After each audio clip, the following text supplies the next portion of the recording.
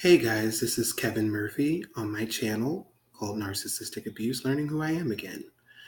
Today I want to talk about how the narcissist will tear you down and build you up, creating cognitive dissonance. Before I get into today's video, I want to talk about a couple of things. So the first thing I want to talk about is I wrote a book called The Indelible Mark of Narcissistic Abuse. Please, please, please, please, please purchase this book. This book talks a lot about some of the things that I've been discussing on my channel more in depth. It talks a lot about my experience with narcissistic abuse.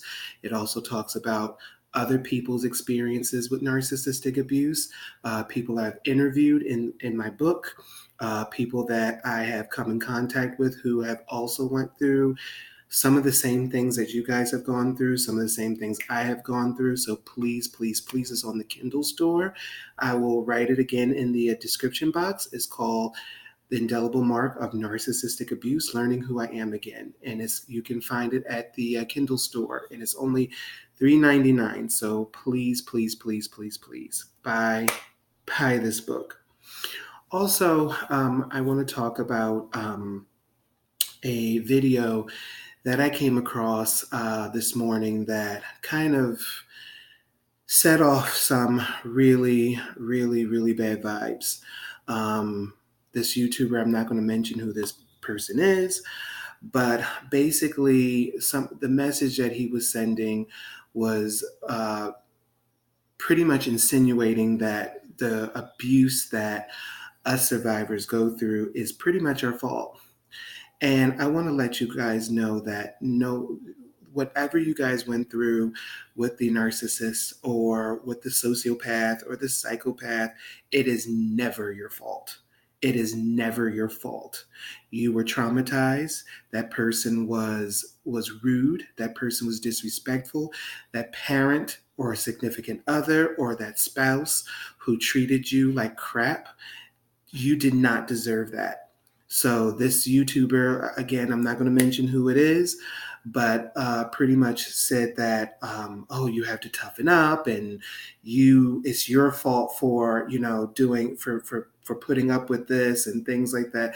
And when you send a message like that to a person who has gone through a traumatic situation such as narcissistic abuse, you're re-traumatizing them, and you are allowing them to feel re-victimized by blaming them for the abuse that they suffered. So whatever you do, if you come across a video like this, or you come across a person who is basically blaming you for the reason why you went through your abuse, don't listen to that. You are not wrong. You are not stupid. You're not weak. You are not oversensitive. You were abused.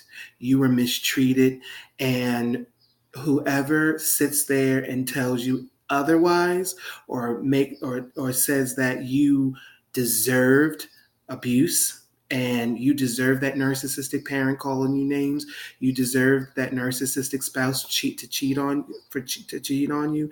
It's your fault for that narcissistic significant other to smack you around, and you're weak because you stayed in a situation like that. You don't need to listen to that. That's negativity. That listening to tapes like this, and I'm not saying that YouTuber didn't mean well in his message and things like that, but I honestly don't think that he knows much about narcissistic abuse, and I honestly don't think that he knows a lot about trauma, complex post-traumatic stress disorder, any of those other things. So just know that the abuse that you went through is not your fault. That these things do happen to the best of us, to the strongest of people, especially people who've gone through trauma and who are relearning who they are again after the narcissistic abuse. So if you ever come across a video like that, or some of my viewers may even know who I'm talking about, don't sell yourself short. Don't blame yourself. Like, you are not a terrible person. You're not overreacting. You're not being oversensitive. You're not being a punk. If you're a man, you're not being, you have been abused, and you need to own up to that, and to realize that whatever you went through is not your fault.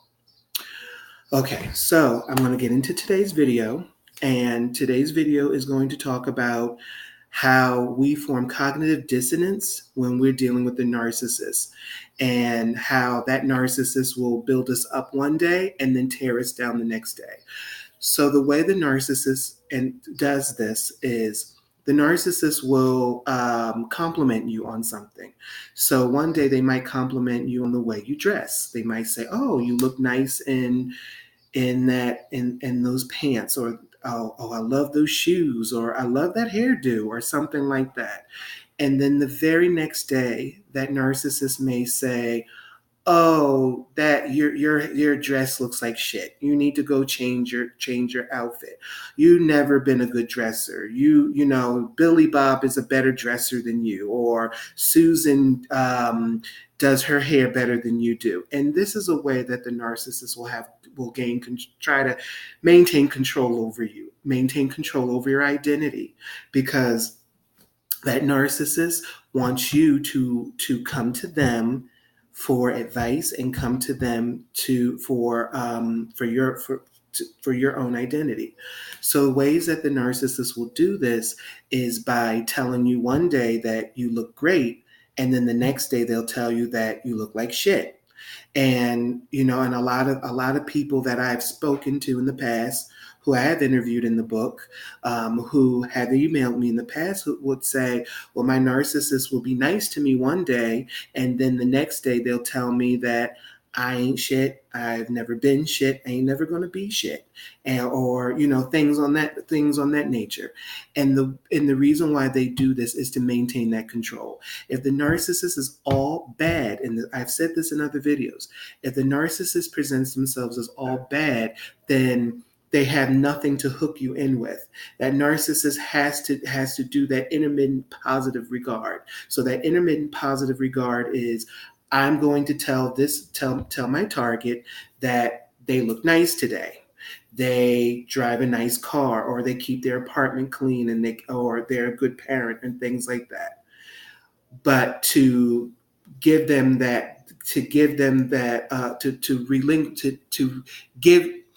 to maintain that control over them, I'm going to tell them the next day, or maybe the next week, that they're not a good parent, that they don't know how to keep their house clean, that they don't know how to dress. And this creates cognitive dissonance, because one day your narcissist is telling you one thing, and then the next day the narcissist is telling you something else. So this creates a lot of confusion in the target, and a lot of people will come and say, when they know in their mind that they should leave the narcissist, they have hard time leaving, because they say, "Well, the narcissist was nice to me today." So a lot of times us targets will live in denial about the abuse, because of the fact that they create this cognitive dissonance. They create this confusion, and they will tell us one day that we're great, and then the next day that we're not. So I'm going to give you an example of cognitive dissonance, and how this narcissist will build you up and tear you down. So my grandmother is queen of giving you a compliment paired with an insult. So she would there were times where she would tell my father that, you're a great father, you're a wonderful person, but you're mean as hell, and you're evil, and you have a bad temper."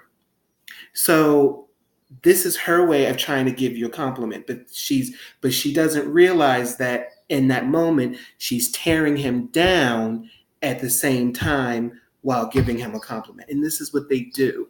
And this creates a lot of confusion in the person that they're targeting.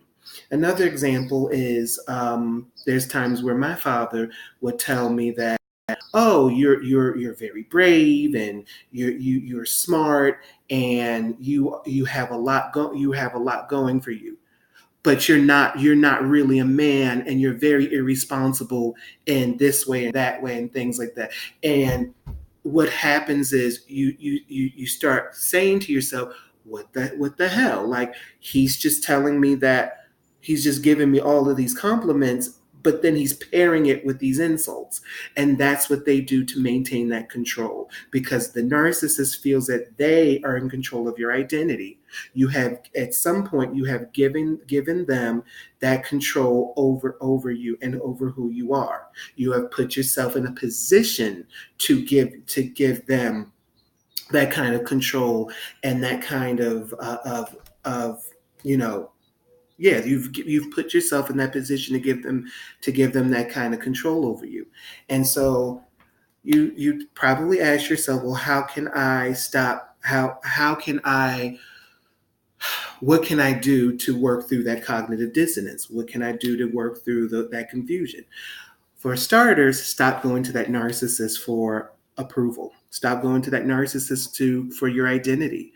If you're an adult and you're living on your own and you're not living with that narcissist, whether it's your narcissistic spouse, whether it's your narcissistic parent or narcissistic sibling, whoever, what you need to do is stop putting yourself in a position to get or gain approval from that narcissist. So that narcissist has gained control over you because they know that you want their approval. They know that you want their feedback on your identity, and you have been conditioned and you have been taught how to give them that kind of control. So what you have to do is stop giving it to them. And it's a lot easier said than done. But what you have to do is practice giving yourself that sense of identity. If you like wearing purple pants, but that narcissist doesn't like the fact that you're wearing purple pants, fuck it. Wear those purple pants, because that's what you like to do. If you like wearing skinny jeans, if you like wearing flip-flops, if you like wearing your hair in a pixie, if that's something that makes you feel comfortable, then you need to embrace that. Because at the end of the day, as long as it's socially appropriate, at the end of the day, what you feel comfortable wearing, or what you feel comfortable behaving as, personality wise, that's all that matters. It doesn't matter what the narcissist thinks. It doesn't matter what the narcissist says.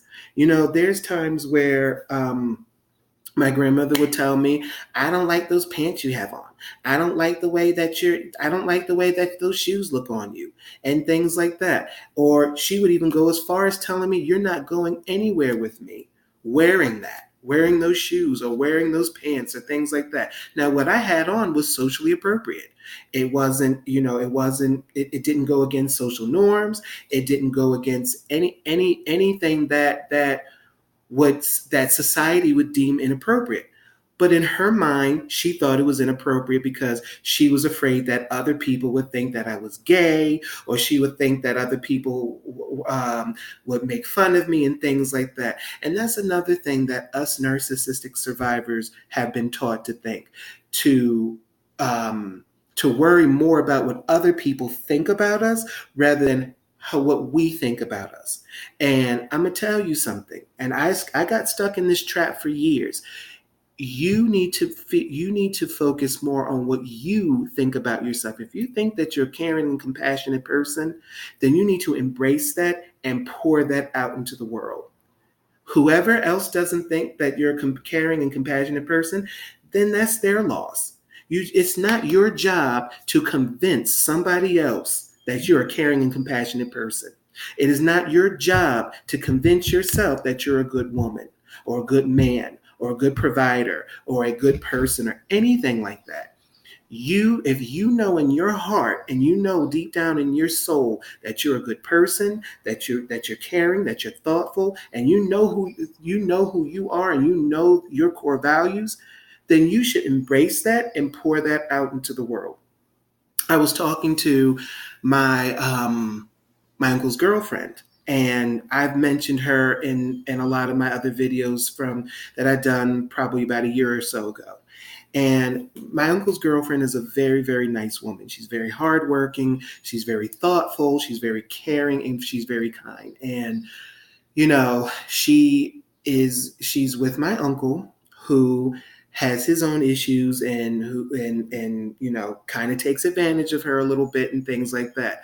And she calls me and she says, well, Kevin, I don't think that he sees me. I don't think that he sees me for who I am. And I said, well, what do you mean by that? Well, I don't think that he sees me as a caring and compassionate person. So I asked her, do you see yourself as a caring, compassionate, and thoughtful person? And she answered me yes. So I told her, I said, that's all that matters. If he chooses not to see you as a caring and thoughtful and compassionate person, it's not your job to convince him that you're a caring and compassionate and thoughtful person. What your job is to embrace those good qualities in yourself and let it manifest into the world. And if the world and if there's and I guarantee you, there's going to be some people that are going to love who you are and love what you offer to other people. But there's going to be some other people that are not going to love them. Love those positive attributes or even acknowledge them. And that's their loss. And that's what I was telling her. And I'm telling you guys the same thing. So identify what those positive attributes are. Identify what you offer to the world and know that you have a lot to offer to the world. Write those attributes down on a piece of paper. Journal them. If you want to tape yourself and look at yourself in the mirror and say, I'm a caring, I'm a thoughtful, I'm a compassionate person, I'm fun, I make people laugh, I joke around, I do this, I do that. Write those things down. Tell yourself that on a daily basis. And as you embrace those positive core values, you will no longer need to look to the narcissist for that sense of identity. You will no longer need to look to the narcissist for your sense of well-being or for who you are or anything like that, because you are telling yourself those things. You're not looking to the narcissist. And what's happening is, if you keep on telling yourself that, you're going to start to believe it and you're going to start to embrace it and you're going to start to let everybody else know who you are. And those who are willing to accept you for who you are, wonderful. Those who are not, be done. And I told my uncle's girlfriend that it's you can, if he's choosing not to see you for who you are, then you can't control that. You can only control what you bring into the relationship. You can only control how much you are willing to, and what you're willing to invest in the relationship. So to dispel that confusion, to dispel that cognitive dissonance, you are, as an adult, you are responsible for nurturing yourself, for giving yourself that level of care and compassion and defining who you are. Stop letting that narcissist define who you are. Wear that dress, wear that hat, wear those shoes, wear that nice outfit that you think it looks nice to you. That narcissist might talk shit about you. That narcissist might say you look tacky. That narcissist might try to put you down. But you have to realize that's not your problem. That's their problem. Them not liking the way you dress or liking what you have on is not your problem. They're projecting their own insecurities, and they're projecting their own feelings about who you are onto you, and they're trying to get you to think negatively about yourself in the way that they feel about you. And I'm telling you, it's not your fault.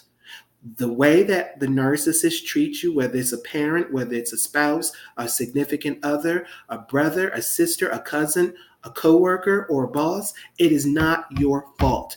These people are choosing to do this because that's just who they are. And you cannot and should not blame yourself for the reason why you're being treated the way that you are.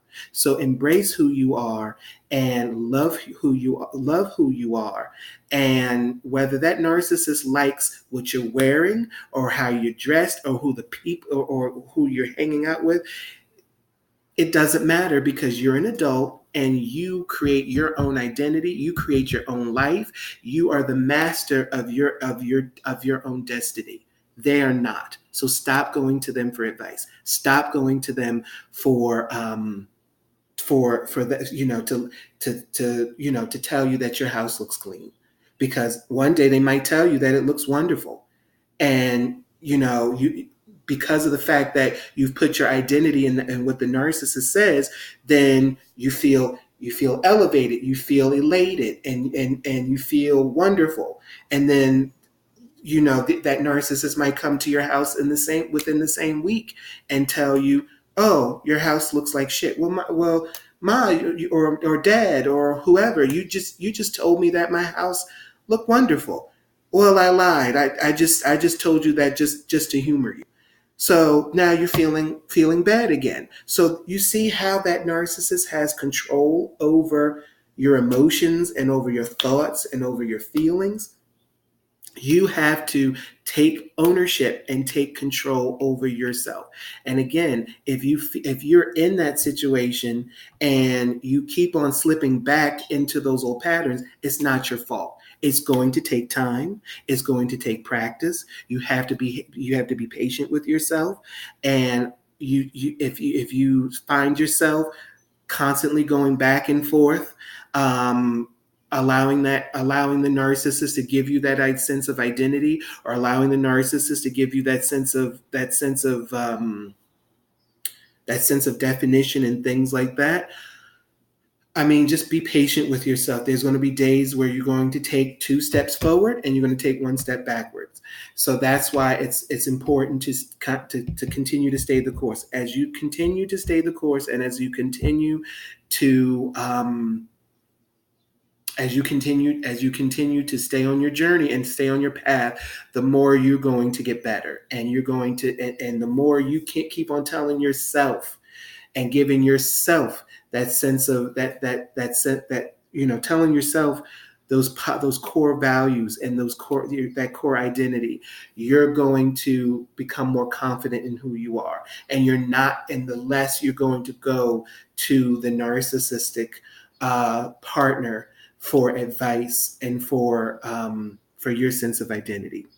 So I just wanted to do a video on cognitive dissonance and how the narcissist will tear you down and build you up, and how you can regain your sense of identity and your sense of life back by giving yourself that sense of identity, and giving yourself that sense of giving yourself that sense of identity. So please stay tuned for more videos. Again, please check out my book called The Indelible Mark of Narcissistic Abuse, Learning Who I Am Again. It's on the Kindles. It's in the Kindle store, and it's only $3.99. Thank you so much for watching this video, and please stay tuned for more videos. This is Kevin Murphy, and thank you for watching. Bye.